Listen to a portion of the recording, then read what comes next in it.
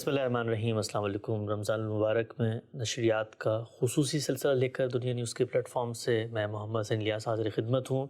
میرے ساتھ حزب سابق تشریف فرما ہمارے استاد جناب جاوید احمد غامدی صاحب۔ السلام علیکم غامدی صاحب۔ وعلیکم السلام۔ ہم سب بہت شکریہ آپ کے وقت کا۔ اس پروگرام کا جو کرائیٹیریا ہے، طریقہ کار ہے، وہ یہ ہے کہ ہم قرآن مجید، احادیث مبارکہ اور رمضان سے متعلق آپ لوگوں کے قلوب و اذہان میں پیدا ہونے والے سوالات کو زیر بحث لے کر آتے ہیں، اور قرآن مجید میں ہماری کوشش ہوتی ہے کہ وہ موضوعات جو ہماری آخرت سے متعلق ہیں، ہماری نجات سے متعلق ہیں، تزکیہ نفس سے متعلق ہیں، اور ان کو اپنا کر بالخصوص رمضان میں ہم ایک اچھا مسلمان بن سکتے ہیں، ان چیزوں کو زیر بحث لے کر آئیں، قرآن مجید کی ان آیات کا مطالعہ بھی کریں، اور ان میں اگر کوئی توضیح طلب چیز ہے تو غامدی صاحب سے اس پر وضاحت بھی طلب کریں۔ آغاز کرتے ہیں غام صاحب۔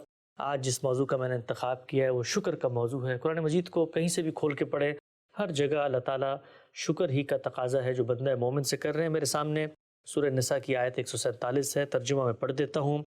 فرمایا، خدا کے بندو، اگر تم شکر گزاری اختیار کرو اور سچے مومن بن کر رہو تو اللہ کو کیا پڑی ہے کہ تمہیں عذاب دے، اللہ تو بڑا قبول کرنے والا اور ہر چیز کا جاننے والا ہے۔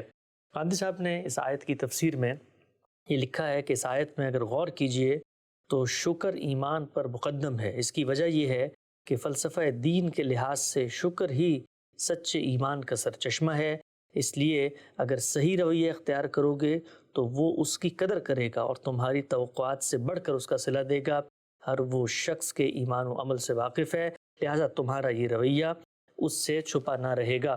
غامدی صاحب، مسلمان کی تعریف کی جائے، قرآن مجید کا مطالعہ کیا جائے، روایات کو دیکھا جائے، انبیاء کے جو صحائف ہیں ان کا مطالعہ کیا جائے، ہر جگہ پہ اللہ تعالیٰ جس چیز کا تقاضا کرتے ہیں وہ یہ ہے کہ تم شکر اختیار کرو، شکر گزاری کو اپنا شعار بناؤ، یہی تمہارا وظیفہ حیات ہونا چاہیے۔ شکر کا جو جذبہ ہے یہ نعمتوں سے استفادے کے نتیجے میں آپ سے آپ انسان کے اندر پیدا ہوتا ہے، اور اللہ تعالیٰ کہتے ہیں اگر یہ پیدا نہیں ہوتا تو اس کو ہونا چاہیے۔ جو شخص شکر گزار نہیں ہے، کیا وہ کسی بھی درجے میں اللہ کی بارگاہ میں اپنا ایمان پیش کر سکے؟ اللہ کی بارگاہ میں ایمان تو بہت بڑی چیز ہے۔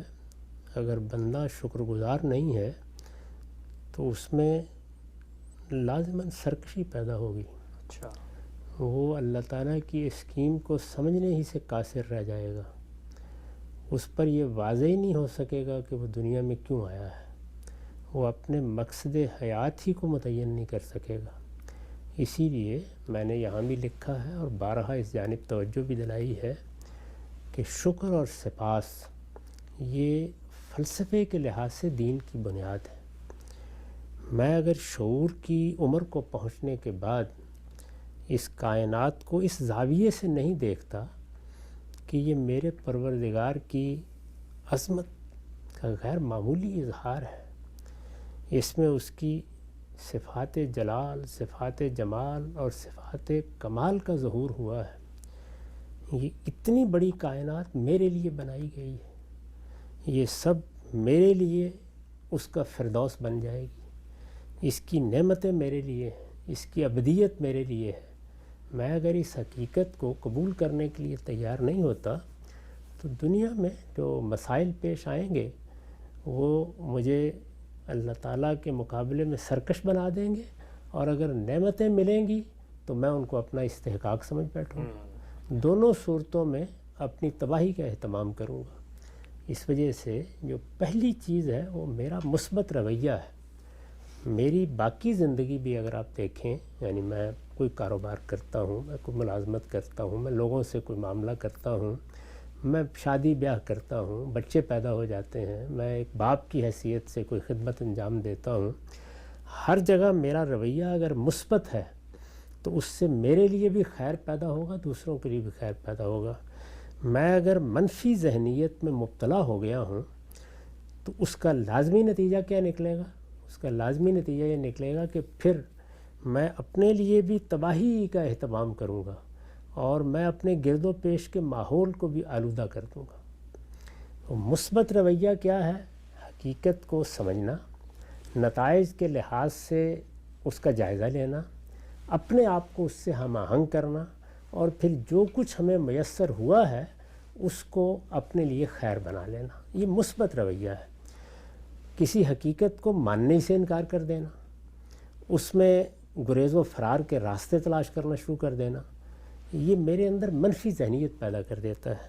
اگر آپ غور کر کے دیکھیں تو یہ جو دہریت پیدا ہوتی ہے یہ کہاں سے پیدا ہوتی ہے؟ یہ در حقیقت انسان کے اسی منفی رویے سے پیدا ہوتی ہے۔ پوری کائنات میں اللہ تعالیٰ کی غیر معمولی عظمت کا ظہور ہوا ہے۔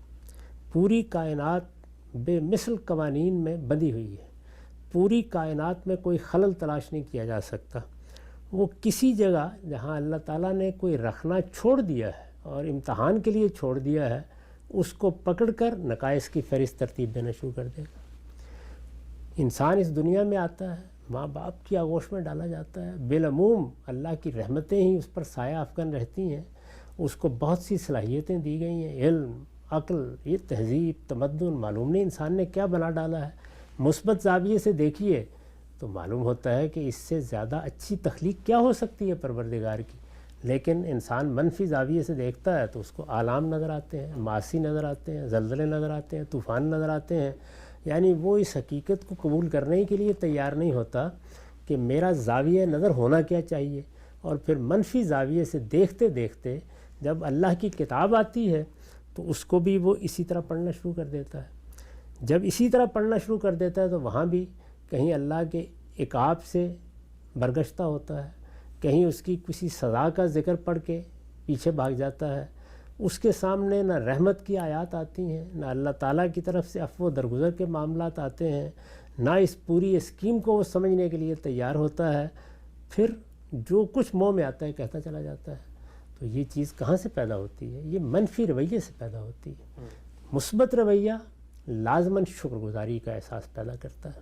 آپ باقی زندگی میں دیکھ لیں، یعنی انسان اگر باپ کی، ماں کی خدمات کو سامنے رکھے، جو انہوں نے مشقتیں اٹھائی ہیں اس کو سامنے رکھے، باپ جس طرح بچوں کو پالتا ہے، ماں جس طرح اپنی آغوش تربیت میں راتیں جاگ جاگ کر گزارتی ہے اور بچے کی پرورش کرتی ہے، اس کو دیکھے تو شکر گزاری پیدا ہوگی، مثبت رویہ پیدا ہوگا۔ لیکن اگر منفی زاویے سے دیکھے تو کبھی ماں نے ڈانٹا ہوگا، کبھی تنبیہ کی ہوگی، کبھی ہو سکتا ہے کوئی غلط رویہ اختیار کر لیا ہو، پھر انسان اسی طرح غلطیاں تلاش کرتا ہے، نقائص تلاش کرتا ہے اور انہی میں الجھ کر زندگی بسر کر دیتا ہے۔ تو منفی اور مثبت رویے ہی انسان کے بارے میں طے کرتے ہیں کہ وہ خود کیا بنے گا، اور جب وہ خود کچھ بن جائے گا تو اس کا انجام کیا ہوگا۔ مثبت رویہ شکر گزاری کا رویہ ہے۔ شکر گزاری پیدا ہوگی تو پھر ایمان پیدا ہوگا، شکر گزاری پیدا ہوگی تو اس ایمان کے نتائج پر انسان کی نگاہ جائے گی۔ تو یہ شکر و سپاس ہے جو در حقیقت مثبت رویے کی بنیاد بنتا ہے۔ اگر اس کو آپ سادگی سے اختیار کر لیں تو انسان کی مثبت فکر ہے تو شکر پیدا ہوگا، اور منفی فکر ہے تو جزا فضا کے جذبات پیدا ہو جائیں گے۔ نقطہ واضح ہو گیا غام صاحب، کتنی اہمیت ہے شکر کی اور کیا فلسفہ ہے اس کے پس منظر میں۔ غام صاحب نے بڑی تفصیل سے اس کو واضح کیا۔ سورہ لقمان کی کچھ آیات میں آپ لوگوں کی خدمت پر رکھتا ہوں جس میں یہی مضمون زیر بحث ہے۔ ارشاد فرمایا، ہم نے یہی حکمت لقمان کو بھی دی اور ہدایت فرمائی تھی کہ اللہ کا شکر ادا کرو، اور جو شکر ادا کرے گا تو وہ اپنے ہی لیے شکر کرے گا، اور جو ناشکری کرے گا تو اللہ کو اس کی کچھ پرواہ نہیں، اس لیے اللہ بے نیاز ہے، وہ اپنی ذات میں ستودہ صفات ہے۔ غامدی صاحب نے اس کی تفسیر میں لکھا ہے، یہ شکر حکمت کا اولین ثمر ہے۔ تمام حقوق اللہ اور حقوق العباد کی معرفت اسی سے پیدا ہوتی ہے۔ اللہ کی کتاب جس حکمت کو لے کر نازل ہوئی ہے اس کی بنیاد یہی شکر گزاری ہے۔ اگر یہ چیز نہ ہو تو انسان کے اندر ان صفات میں سے کوئی بھی صفت پیدا نہیں ہو سکتی جس کا ذکر قرآن مجید کے اندر بے تحاشا مقامات پر بھی ہوا اور اس صورت میں بھی۔ ہم سب ایک بندہ اس دنیا میں شعور کی آنکھ کھولتا ہے تو دیکھتا ہے کہ ہر طرف نعمتیں ہیں، ایک نعمتوں کا بے پناہ سیل رواں ہے جس نے اس کا احاطہ کیا ہوا ہے۔ ہر طرف آپ خارج میں دیکھیں تو آپ کو آفاق کے اندر اللہ کی نعمتیں، اللہ کی قدرت، اللہ کی حکمت نظر آتی ہے۔ یہ بہتے جھرنوں کا شور، یہ ہریاول سبززار، یہ بل کھاتی ندیاں، یہ آپ کو پہاڑوں کے سلاسل، اور پھر اس کے اندر خدا کی غیر معمولی قدرت کا ظہور نظر آتا ہے کہ خالق ہے۔ اپنے اندر دیکھتا ہے تو اللہ تعالیٰ نے انسان کو جمالیاتی شعور دیا، اخلاقی شعور دیا، اسی طریقے سے اس کے اندر یہ تمام کے تمام عقلی معاملات کو پیوست کر دیا ہے۔ ہم بندہ مومن ہوتے ہوئے غام صاحب اپنے اندر سے یہ محسوس کرتے ہیں کہ کوئی منعم حقیقی ہے، اس کے ساتھ ہم نے اپنے تعلق کا اظہار کرنا ہے، لہٰذا اب شکر کا جذبہ ہے جو پھوٹے گا۔ ایک وہ شخص جس کے پورے تصور کائنات میں خالق کہیں نہیں ہے، اگر غور کیا جائے تو اس کی کتنی بڑی محرومی ہے کہ وہ دیکھ رہا ہے کہ نعمتوں کا استفادہ ہے لیکن کوئی جگہ نہیں ہے جہاں پر جا کے وہ اپنے تعلق کا اظہار کر سکے. اسی کو قرآن مجید نے اس خوبصورت تمثیل میں سمجھایا ہے کہ اللہ پر ایمان زمین و آسمان کی روشنی ہے. سبحان اللہ. ورنہ یہ دنیا ایک ظلمت قدا ہے، پھر تو کچھ معلوم نہیں ہوتا کہ یہ کیا ہوا ہے. یعنی انسان کا اگر خالق نہیں ہے اور اس خالق نے میرے ساتھ کچھ وعدے نہیں کیے اور مجھے ایک دن اس کے حضور میں اٹھنا نہیں ہے، میں آیا ہوں، پیدا ہوا، کچھ وقت گزارا، اس میں پھر تکلیفیں، مصیبتیں، جدوجہد کے مواقع، انہی میں رہ کر زندگی بسر کی، مٹی میں مل گئے، تو میرا شعور، میری عقل، میری تمنائیں، میری آرزوئیں، میرا اپنے بارے میں ادراک سب بے معنی ہو جاتا ہے. یعنی پھر تو یہ دنیا بالکل ایک عبث چیز بن کے رہ جاتی ہے. اس کے بارے میں کیا کوئی رائے قائم کرے گا؟ تو اگر ہم نے اپنے خالق کو نہیں پہچانا تو پھر اپنے آپ کو بھی نہیں پہچانا، پھر انسان کی حیثیت سے اپنا بھی کوئی شعور حاصل نہیں کیا، پھر نہ ہمارا کوئی ماضی ہے نہ کوئی مستقبل ہے. اس کے بعد تو یہی ہے کہ باور بعیش کوش کے عالم دوبارہ نہیں، جو پھر چند دن ملے ہیں ان میں چوری کریں، ڈاکہ ڈالیں، جو کچھ اپنے لیے حاصل کر سکتے ہیں حاصل کریں. زیادہ سے زیادہ کیا تعلیم دے لیں گے؟ یہی کہ بھائی کوئی ایسا کام نہ کرنا جس کے نتیجے تمہارے لیے دنیا میں برے نکل آئیں. اس کے سوا کیا کہیں گے؟ تو اخلاقیات کی کوئی بنیاد قائم نہیں رہتی. اللہ تعالیٰ کے ساتھ تعلق نہیں ہے تو اپنے مقصد کا کوئی شعور باقی نہیں رہتا. اللہ تعالیٰ کی معرفت نہیں ہے تو اپنے انجام کے بارے میں کوئی یقین باقی نہیں رہتا. پھر تو یہ دنیا اندھیر نگری ہو کر رہ جاتی ہے. تو قرآن نے اسی کو بیان کیا، فما لہ من نور. اللہ نے اگر یہ روشنی نہیں دی، یعنی اپنے ساتھ تعلق کی یہ روشنی، اپنا شعور، تو پھر انسان کے لیے کوئی روشنی نہیں ہے، پھر اس کے لیے اندھیرا ہی اندھیرا. ٹھیک. اچھا غم صاحب، شکر کے حوالے سے قرآن مجید میں اللہ تعالیٰ یہ فرماتے ہیں لَإِن شَكَرْتُمْ لَأَزِيدَنَّكُمْ، اگر تم شکر کرو گے تو میں تمہیں اور دوں گا. یہ اللہ تعالیٰ کا کوئی وعدہ ہے یا یہ مطلب کہیں پر روب عمل ہوتا ہے کہیں پر نہیں ہوتا؟ یہ ایک رویے کا مظہر ہے کہ جب تم آدمی شکر گزار بنتا ہے تو خود اس کے لیے اتنے امکانات کھل جاتے ہیں کہ پھر اور نعمتیں اس کو ملتی ہیں. دونوں چیزیں. اس وقت انسان شکر گزار ہوتا ہے تو اس کے اندر ایک مثبت رویہ پیدا ہوتا ہے. مثبت رویہ جدوجہد پر آمادہ کرتا ہے، وہ زندگی کو صحیح زاویے سے دیکھنے کے لیے انسان کو آمادہ کرتا ہے. اس سے آپ منصوبہ بناتے ہیں، مایوسی سے نکلتے ہیں، کام کرنے کے لیے آپ ہاتھ پاؤں مارتے ہیں، اپنے سامنے بڑے مقاصد رکھتے ہیں، اپنا کوئی نصب العین متعین کرتے ہیں. ان چیزوں کو آپ پھر خاطر میں نہیں لاتے جو راستے میں رکاوٹ بنتی ہیں. تو یہ رویہ تو اس کے بغیر پیدا ہی نہیں ہو سکتا. یہ بہت بڑی چیز ہے. چنانچہ جب انسان میں یہ رویہ پیدا ہوتا ہے تو اس کے اپنے عمل کے بھی نتائج افزونی کا باعث بنتے ہیں. اور اس میں کیا شبہ ہے کہ اللہ تعالیٰ اپنے بندے کی ایک ایک چیز پر نگران ہے، پھر وہ اس کی کوششوں میں اپنی توفیق شامل کر دیتا ہے. اس میں کامیابی ہوتی ہے، اس میں سکینت حاصل ہوتی ہے. وہ 2 قدم آگے بڑھتا ہے، اس کے لیے 4 قدم آگے بڑھنے کے مواقع پیدا ہوتے ہیں.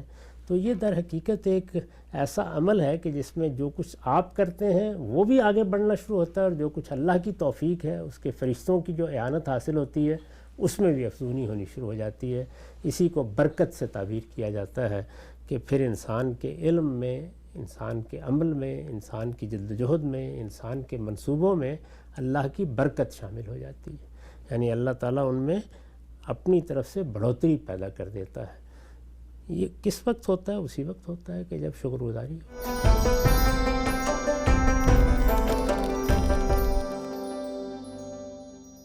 رمضان کے اندر نشریات کا خصوصی سلسلہ جاری ہے دنیا نیوز کے پلیٹ فارم سے. آج ہم نے شکر کے حوالے سے قرآن مجید کے مضامین کا مطالعہ کیا. آگے بڑھاتے ہیں سلسلہ گفتگو کو. احادیث میرے سامنے ہے. غم صاحب، رمضان کے حوالے سے احادیث بھی ہم آپ کی خدمت میں رکھ رہے ہیں، اور ان میں اگر کوئی ایسا پہلو ہے جس کی بیان یا توضیح مطلوب ہے، غم صاحب سے ہم طلب کرتے ہیں. غم سے روایت ہے سیدنا ابو ہریرہ سے اور ابو سعید خدری سے، فرماتے ہیں کہ اللہ کے رسول نے فرمایا یقیناً اللہ تعالیٰ ہر دن اور رات میں کچھ لوگوں کو جہنم سے آزاد فرماتے ہیں، اور ہر مسلمان کے لیے ایک قبول کیے جانے والی دعا رکھی گئی ہے. باقی جو احادیث ہیں ان کی روشنی میں یہ بات واضح ہوتی ہے کہ رمضان سے متعلق یہاں پر بات ہو رہی ہے. ہم سب ہم نے اکثر دیکھا ہے کہ اللہ تعالیٰ کی اسکیم میں کچھ چیزوں کو کچھ دوسری چیزوں سے متعلق کر دیا گیا. مثلا رات کے وقت اٹھ کے اگر آپ دعا کرتے ہیں تو کہا بھائی اللہ کو تم پکارتے ہو تو بڑے قریب ہوتے ہو. اس طرح رمضان کے بعض مواقع ہیں، حج کے بعض مواقع ہیں. اس کی کیا حکمت ہے کہ بعض چیزوں کو جو روٹین میں جاری ہوتی ہیں ان کو ایونٹس کے ساتھ متعلق کر کے ان کی اہمیت بڑھا دی گئی ہے دین میں؟ اس لیے کہ اگر 24 گھنٹے انسان سے کوئی توقع کی جائے تو پھر تو کسی چیز کی ضرورت ہی نہیں ہے، پوری کر لے گا وہ۔ انسان غفلت شعار ہوتا ہے، جی وہ اپنے کاموں میں الجھ جاتا ہے، وہ غلطیوں اور کوتاہیوں کی زندگی میں غلطان ہو جاتا ہے، تو اس کے لیے پھر کچھ مواقع پیدا کرتی ہے، اللہ کی رحمت کے مواقع پیدا کرتی ہے کہ وہ متوجہ ہو جائے۔ ہر وقت متوجہ ہونا چاہیے، ہر وقت اللہ کی بارگاہ میں حاضر ہونا چاہیے، ہر وقت دعا کرنی چاہیے، 5 وقت کی نماز اسی لیے ہے۔ لیکن اگر انسان نے اس سے فائدہ نہیں اٹھایا تو پھر وہ پروردگار اپنی رحمت کے دروازے کھولتا ہے اور مواقع متعین کر دیتا ہے۔ اچھا تم نے غلطی کی، تم کوتاہی میں پڑے رہے، تم متوجہ نہیں ہوئے، تم نے اپنے آپ کو غفلت کی نظر کر دیا، آؤ جمعے کا دن آ گیا ہے، ہو سکتا ہے کہ یہی وقت تمہارے لیے بیداری کا وقت بن جائے، عمرہ کرنے کے لیے آ جاؤ، اپنے پروردگار کی بارگاہ میں حاضری کا فیصلہ کر لو۔ رمضان کا مہینہ آ رہا ہے، یہ پورا مہینہ اللہ کی رحمت برستی رہے گی، اس میں اٹھو، دعا کر لو، توبہ کر لو، رجوع کر لو، اپنے پروردگار کو پکارو۔ تو یہ انسان کی اس کمزوری کا لحاظ کر کے یہ سب چیزیں مقرر کی گئی ہیں کہ ہر وقت بیدار رہے، پھر تو پیغمبروں کے درجے میں پہنچ جائے گا۔ لیکن سارے انسان ایسے نہیں ہوتے، دنیا میں کروڑوں اربوں کی تعداد میں انسان ہیں، ان میں کمزور لوگ بھی ہوتے ہیں، غفلت شعار بھی ہوتے ہیں، ان میں بعض اوقات سرکشی بھی آ جاتی ہے، ان کو ان کا پروردگار ان مواقع پر پکارتا ہے۔ تو اس سے مقصود یہ ہوتا ہے کہ اگر اس وقت غفلت ہے، چلیں اس موقع پر بیداری ہو جائے، اس وقت سرکشی ہے تو اللہ ندامت کی توفیق دے، اس وقت گناہ میں پڑے ہوئے ہو تو فلاں موقع کے اوپر اٹھو اور اٹھ کر اس طرح انسان آنکھیں ملتا ہوا دنیا کو دیکھتا ہے تو دیکھیں اس کا پروردگار اس کو بلا رہا ہے۔ تو رمضان کا مہینہ ہے، جمعہ کا دن ہے، عمرہ ہے، حج ہے، اسی طرح دوسرے مواقع ہیں، وہ سب انسان کے لیے یہی مہلت پیدا کرتے ہیں۔ اب تو بالکل واضح ہو گیا ہم سب۔ ایک اور روایت ہے سیدنا جابر بن عبداللہ رضی اللہ تعالیٰ عنہ سے، فرماتے ہیں کہ اللہ کے رسول نے ارشاد فرمایا، ہر افطار کے وقت اللہ بہت سارے لوگوں کو جہنم سے آزاد فرما دیتے ہیں، اور رمضان میں ایسا ہر شب ہوتا ہے۔ یہ بھی اللہ تعالیٰ کی غیر معمولی جو رحمت ہے اس کا اظہار ہوتا ہے کہ ایک بندہ مومن پورا دن اللہ کی خاطر اس نے اپنے خلونوش پہ پابندی عائد کی، اور اب وہ اللہ ہی کے اذن سے اگر افطار کر رہا ہے تو اللہ کی جو بے پایاں رحمت ہے اس کا ظہور ہو رہا ہے۔ اللہ تعالیٰ اسی کو بیان کرنا چاہتے ہیں یہاں پہ۔ اس میں کیا شک ہے، روزہ اسی لیے بہت بڑی عبادت ہے۔ اللہ نے حکم دیا، ہم نے مہر لگا لی، پانی کا ایک قطرہ بھی حلق میں نہیں جائے گا۔ ساری جبلتیں اندر سے زور کر رہی ہیں، لیکن انسان کہتا ہے کہ میرے پروردگار کا حکم نہیں ہے۔ تو افطار کا وقت تو در حقیقت ایک بڑی مسرت کا ہوتا ہے کہ جس ذمہ داری کو ہم نے قبول کیا تھا، جس مشقت میں ہمیں ڈالا گیا تھا، جس امتحان میں ہم پڑے تھے، اس سے کامیابی کے ساتھ نکل آئے ہیں۔ یعنی اللہ تعالیٰ نے تقاضا کیا تھا کہ فلاں وقت سے فلاں وقت تک تم نے اپنی جبلتوں کے اظہار پر بھی یا ان کے تقاضوں پر بھی پابندی لگا لینی ہے، تو مجسم اطاعت بنے رہے، کیونکہ وہ جبلتیں تو ایسی ہیں کہ اندر سے زور کر رہی ہوتی ہیں اور ہر قدم پر انسان کو وہ اپنے راستے پر لے جانا چاہتی ہیں۔ تو ان میں اگر انسان ثابت قدم رہا ہے اور پھر افطار کے موقع پر جب اللہ کا اذن آ گیا تو یہ تو ایسے ہی ہے کہ جیسے دنیا سے لوگ اٹھیں گے اور جب وہاں فرشتے استقبال کریں گے تو کیا مسرت ہوگی آدمی کی کہ میں کامیاب ہو گیا۔ وہ فرمایا تھا کہ فزت برب الکعبہ، رب کعبہ کی قسم کامیابی حاصل ہو گئی۔ تو افطار کامیابی کا موقع ہے کہ میں نے اللہ کی اطاعت کا حق اپنی ہمت، اپنی استطاعت کے مطابق ادا کر دیا ہے۔ اس سے زیادہ کون سا اچھا وقت ہو سکتا ہے؟ اس وقت آدمی دعا کرتا ہے، اپنے رب سے کچھ مانگتا ہے تو وہ بھی مسرت کے ساتھ دیتا ہے، وہ بھی خوشی کے ساتھ دیتا ہے کہ میرے بندے نے میری اطاعت کا حق ادا کیا۔ بالکل نقطہ واضح ہو گیا۔ ایک اور روایت مختصر سی ہم صاحب، حضرت ابو ہریرہ کی روایت ہے، وہ کہتے ہیں کہ اللہ کے رسول نے فرمایا، 5 نمازیں اور جمعے سے دوسرے جمعے تک اور رمضان دوسرے رمضان تک درمیان میں ہونے والے گناہوں کا کفارہ بن جاتا ہے، بشرط یہ کہ وہ کبیرہ گناہوں سے پورا سال بچا رہے۔ ہم سب یہ کیا پہلو ہے؟ یعنی ہم نے تو یہ سنا ہے کہ جی وَمَن يَعْمَلْ مِثْقَالَ ذَرَّةٍ خَيْرًا يَرَهُ وَمَن يَعْمَلْ مِثْقَالَ ذَرَّةٍ شَرًّا يَرَهُ، چھوٹا سا بھی گناہ ہوگا تو وہ روز آخرت پیش کر دیا جائے گا۔ لیکن آپ اگر آپ نے 5 نمازیں پڑھی ہیں، کوئی چھوٹی موٹی غلطی کوتاہی ہوگی تو اللہ تعالیٰ کیا اس کو معاف کرتے چلے جاتے ہیں؟ یہ تو اللہ تعالیٰ نے قرآن مجید میں کئی جگہوں پر بشارت دی ہے کہ اگر انسان نے اپنے آپ کو بڑے گناہوں سے بچائے رکھا ہے تو نکفر عنہم سیئاتہم، چھوٹے چھوٹے گناہ یا ان گناہوں کے مقدمات میں انسان اگر مبتلا ہوا ہے تو یہ معاف ہو جاتے ہیں اور خود بخود معاف ہو جاتے ہیں۔ پھر ان کی معافی کے اسباب کبھی جمعے کی نماز سے، کبھی عمرے سے، کبھی رمضان کے روزوں سے پیدا ہوتے رہتے ہیں۔ رمضان میں بہت بشارت دی گئی ہے کہ اگر بندہ اللہ کی طرف رجوع کر رہا ہے اور اس روزے کی حقیقت کو پہچان کر روزے رکھ رہا ہے اور اس کے پیش نظر اس کے باطن میں یہی چیز ہے کہ میرے اندر تقوی پیدا ہو، میں اپنے رب سے ڈرنے والا بن جاؤں، میں اس کی ہدایت کا پیروکار ہو کر زندگی بسر کروں، تو ایک ایک لمحہ اس کے لیے معافی کا ذریعہ بنتا چلا جاتا ہے۔ یہ انسانی رویے ہیں در حقیقت، وہ اگر اندر سے رویے درست ہو گئے ہیں تو اللہ تعالیٰ کے ہاں پھر رحمتیں ہی رحمتیں ہیں، اللہ تعالیٰ کے ہاں پھر نعمتیں ہی نعمتیں ہیں، پھر اس کا انجام اللہ کا فردوس ہے۔ اس میں یہاں پر بھی ایک قلب مطمئن حاصل ہوتا ہے، اور وہ بشارت بھی انہی لوگوں کے لیے ہے کہ اے میرے بندو، آؤ اس جنت میں داخل ہو جاؤ جو میں نے تمہارے لیے تیار کر رکھی ہے۔ یہ سب اسی کا صلہ ہے کہ انسان نے اپنے آپ کو لوٹایا، رجوع کیا، تائب ہوا، ندامت پیدا ہوئی، اپنے پروردگار کو پہچانا، موقع ملا تو اس سے فائدہ اٹھا لیا ہے، تو پھر رحمت ہی رحمت ہے۔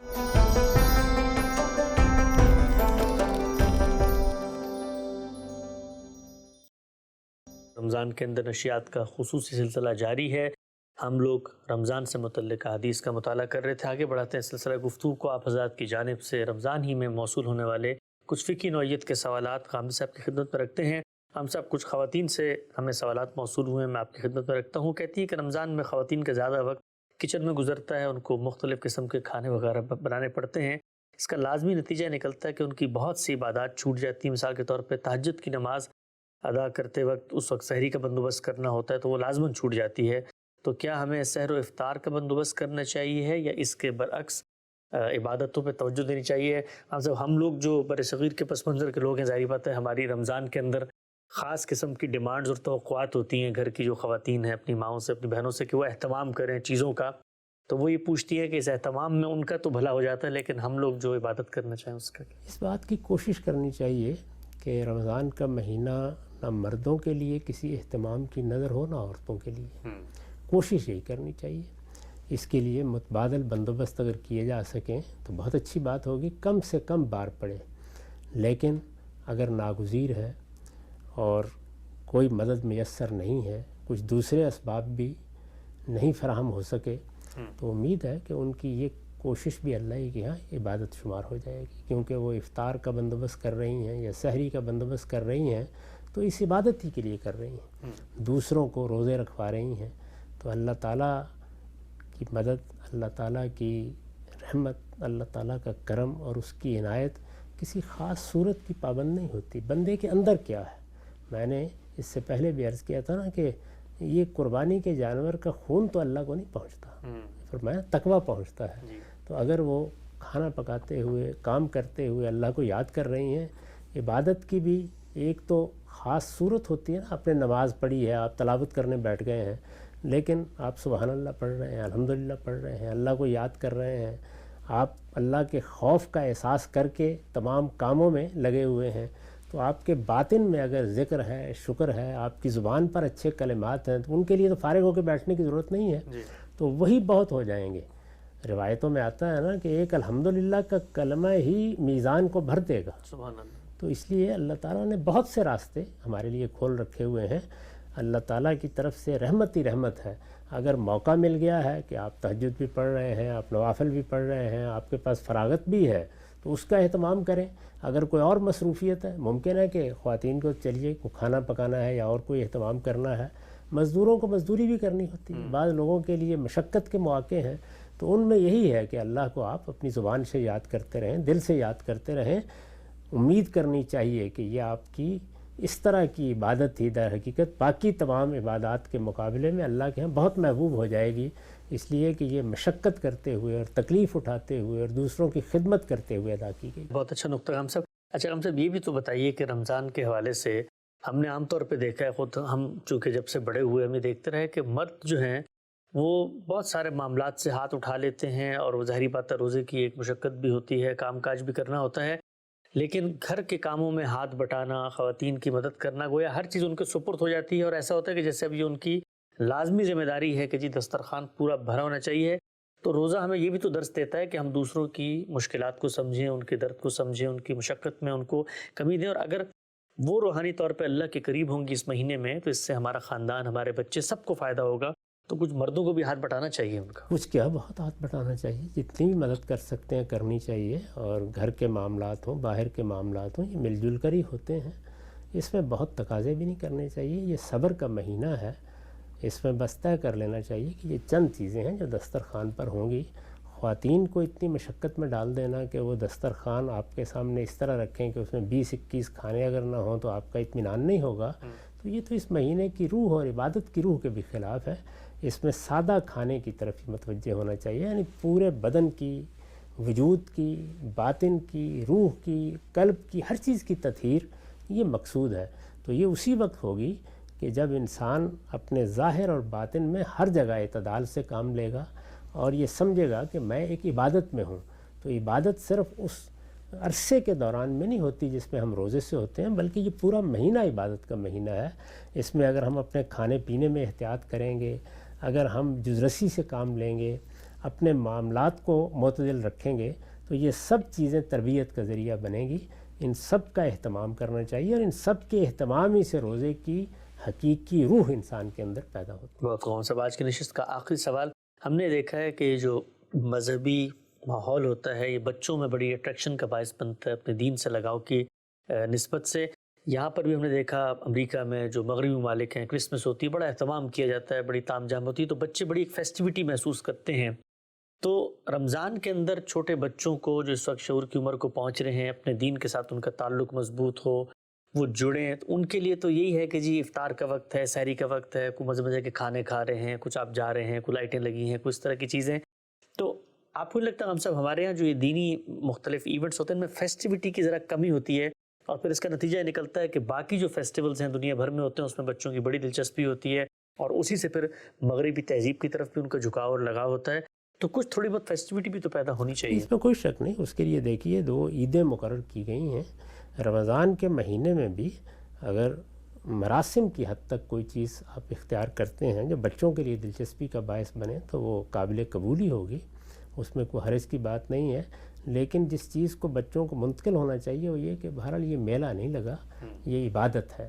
تو عبادت کی روح قائم رہے، عبادت کا پیغام بچوں تک پہنچے، آپ کے پورے گھر میں عبادت کی فضا بنے، یہ چیز ہی ہے در حقیقت جو مقصود ہے. اگر ہم اس کو بالکل میلے ٹھیلے میں بدل دیں گے تو اس کے نتیجے میں تو عبادت ختم ہو جائے گی، اور پھر وہ کام جو ہمیں عید پر یا عید کے بعد کرنے تھے، عید کے بعد اب 2-3 دن ہوتے ہیں جس میں یہ سب چیزیں کریں، اور بچوں کو بھی اس میں جو کچھ بھی انہوں نے کرنا ہے اس میں ان کی مدد بھی کریں. لیکن رمضان میں اتنا ہی ہونا چاہیے جتنا ایک عبادت کی روح کے ساتھ مطابقت رکھتا ہو. اس سے زیادہ ہو جائے گا تو پھر وہی حال ہو جائے گا جو ہمارے یہاں ہوتا ہے کہ لوگ بجائے اس کے کہ خلوت میں جائیں اور اپنے گناہوں پر غور کریں اور اپنی تربیت کریں اور اپنے تزکیے کی طرف متوجہ ہوں، پھر رات بھر کی مجالس ہونا شروع ہو جاتی ہیں اور اسی میں لوگ اپنا وقت ضائع کرتے رہتے ہیں اور ان کی باطن کی طرف توجہ ہی نہیں ہوتی. نقطہ بالکل واضح ہو گیا. رمضان کے اندر غامدی صاحب کے ساتھ ہم یہاں موجود ہیں. قرآن مجید، احادیث اور آپ لوگوں کے مسائل اور سوالات کو لے کر وقت یہاں پہ ختم ہوتا ہے. کل دوبارہ ملیں گے. اب تک آپ کو بہت شکریہ.